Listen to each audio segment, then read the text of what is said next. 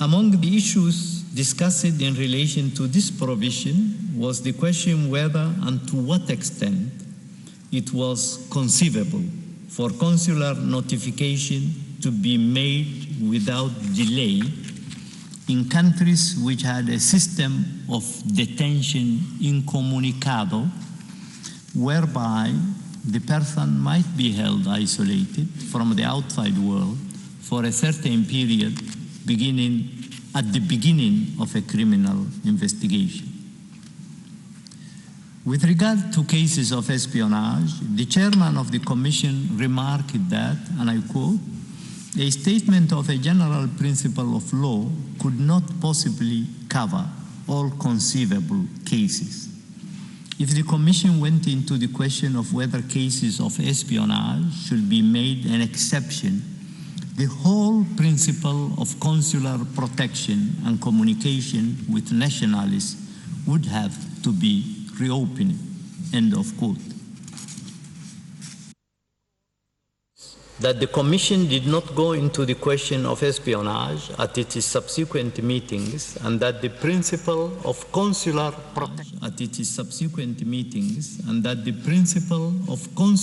protection and communication with nationalists was not reopened.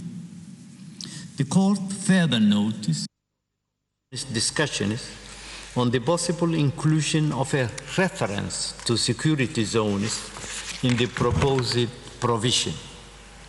However, there was no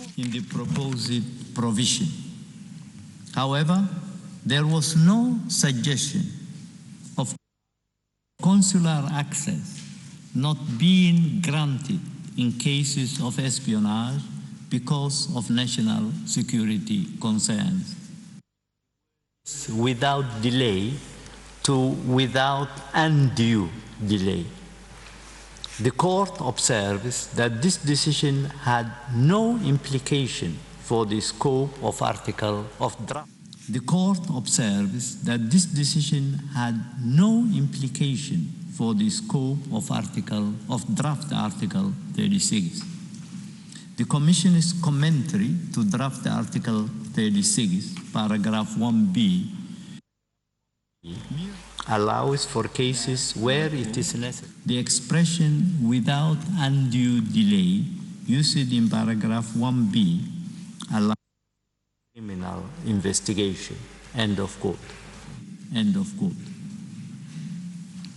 During the United Nations Conference on Consular Relations held in Vienna from 4 March to 22 April 1963, the question of espionage was raised in relation to the words "without undue delay" in draft Article 36. The chairman invited Mr. Zurek, the former special rapporteur of the International Law Commission on this topic, to explain why the International Law Commission had included the words "without undue delay" in its draft. The explanation given by Mr. Zurek suggests that while the charge of espionage was thought to be relevant in determining the appropriate period of time within which notification to the sending state should be made by the receiving state, cases of espionage were not excluded from the scope of the Vienna Convention. The court further noticed that in the course of the discussion on proposed amendments to draft Article 36, including a proposal by the United Kingdom to delete the word "undue" from the phrase "without undue delay," which was eventually adopted, it was not suggested that certain categories of persons, such as those suspected of espionage, were to be excluded from the protection of the Convention.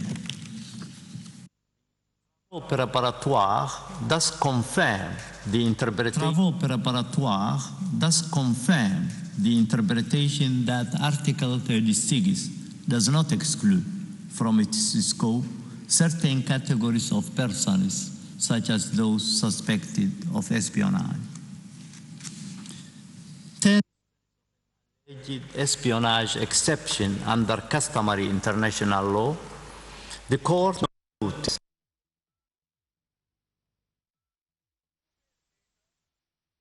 mining company has been awarded $6 billion. I don't know where Pakistan is going to. Of the present convention.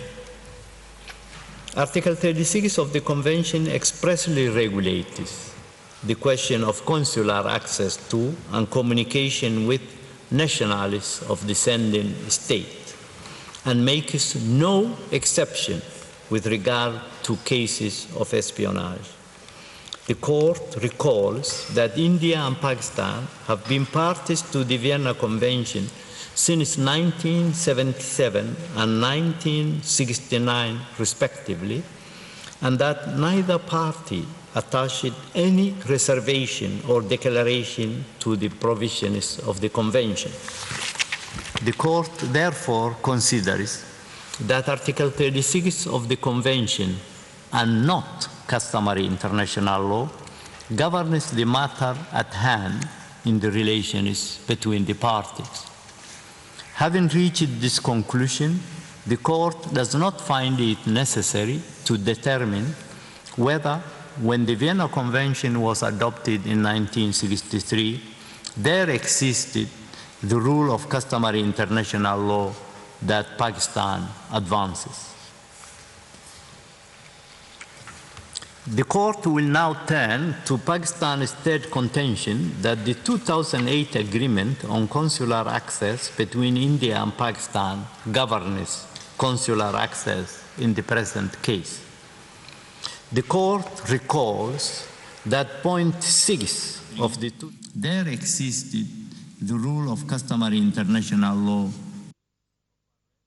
Detention or sentence made on political or security grounds, each side may examine the case.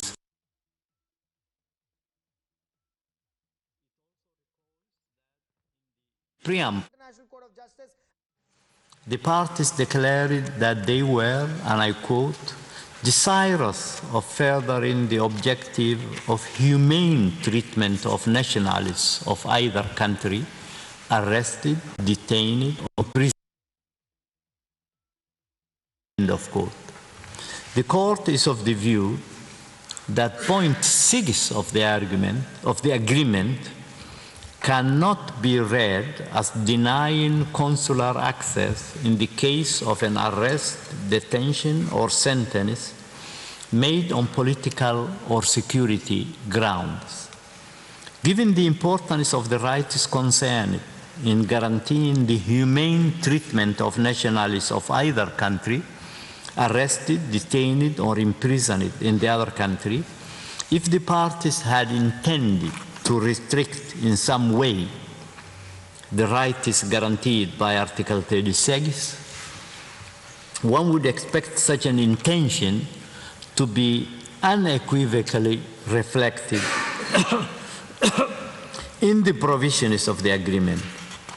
That's not the case here.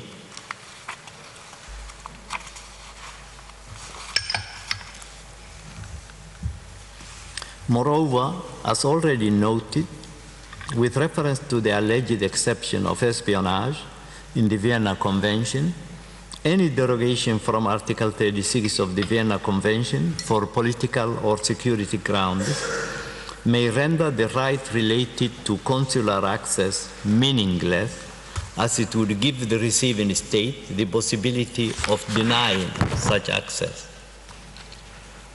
Account should also be taken of Article 73, paragraph 2 of the Vienna Convention for the purpose of interpreting the 2008 agreement.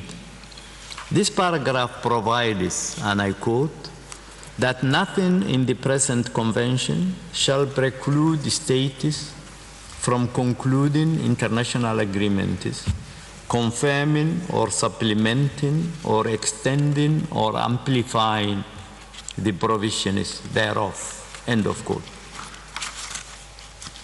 The language of this paragraph indicates that it refers to subsequent agreements to be concluded by parties to the Vienna Convention.